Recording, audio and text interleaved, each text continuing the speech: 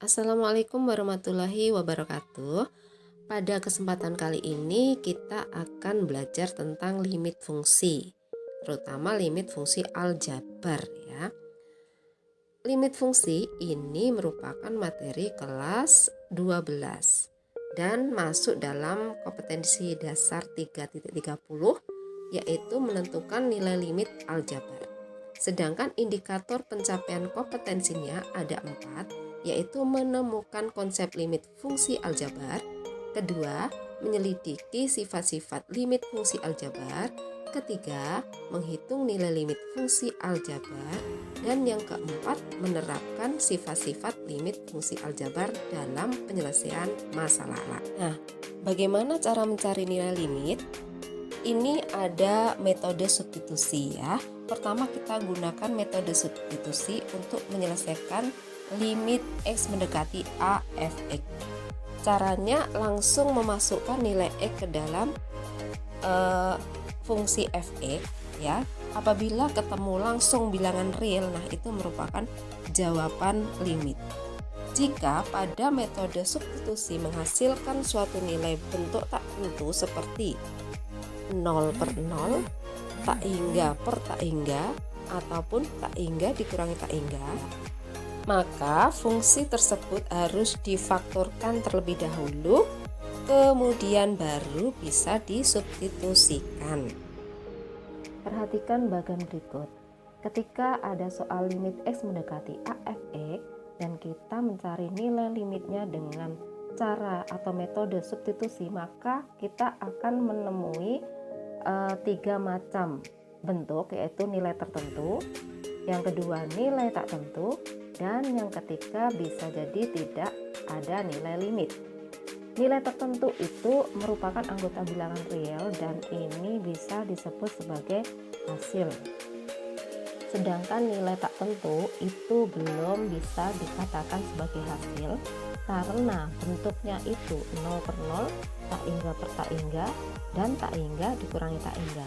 Nah, dari ketiga bentuk ini yang akan kita bahas berikutnya karena ini merupakan masalah limit. Dan ketiga, tidak ada nilai limit ketika bentuknya K per 0.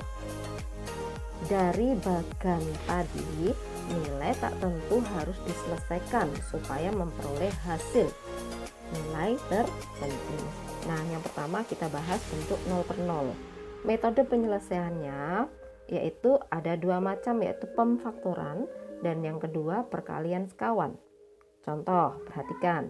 Limit X mendekati 2 dari X kuadrat min 4 per X dikurangi 2 sama dengan, nah ini langsung disubstitusikan langsung ya, jadi X-nya diganti 2 dan hasilnya itu 0. Nah, ini merupakan bentuk tak tentu.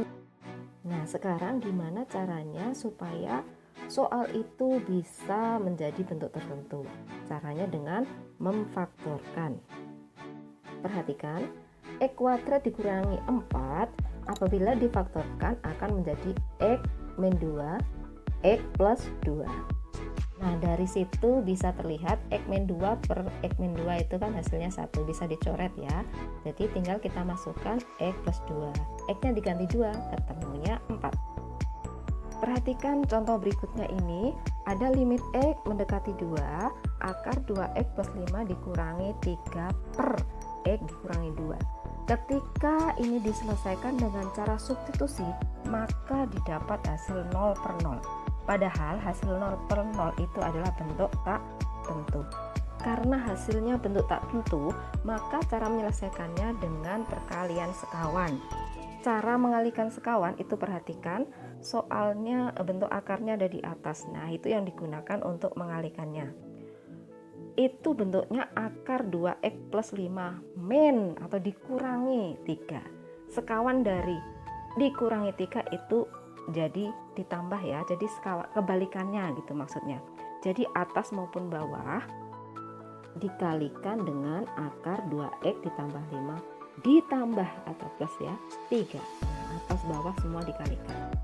Ketika semua sudah dikalikan, maka diperoleh hasil, bisa dilihat di situ dan langsung bisa disubstitusikan ya.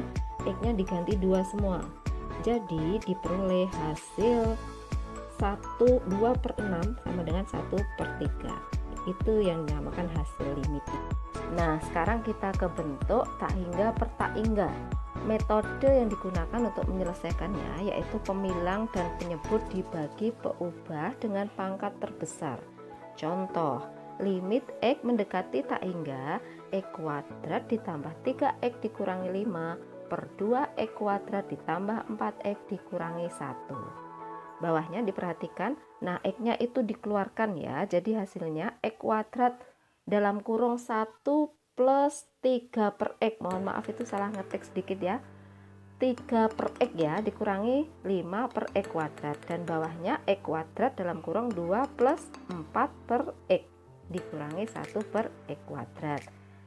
Bawahnya perhatikan, jadi disubstitusikan langsung X nya diganti dengan tak hingga dan hasilnya didapatkan 1 plus 0 plus 0 per 2 plus 0 dikurangi 0 dan hasilnya 1 per 2. Di sini perhatikan ya, ini untuk memudahkan kalian ketika ada soal pilihan ganda atau menghitung cepat.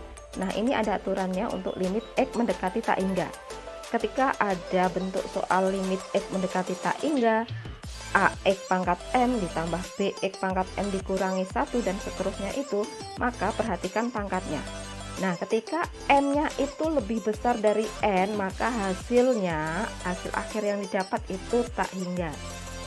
Dan ketika M-nya itu sama dengan N besarnya ya, maka hasilnya A per P. Dan ketika M-nya kurang dari N, maka hasilnya 0. Nah, di situ bisa dapat dilihat ya, ketika ada soal pilihan ganda kita bisa langsung tahu hasilnya. Oke, berikutnya kita ke bentuk tak hingga dikurangi tak hingga.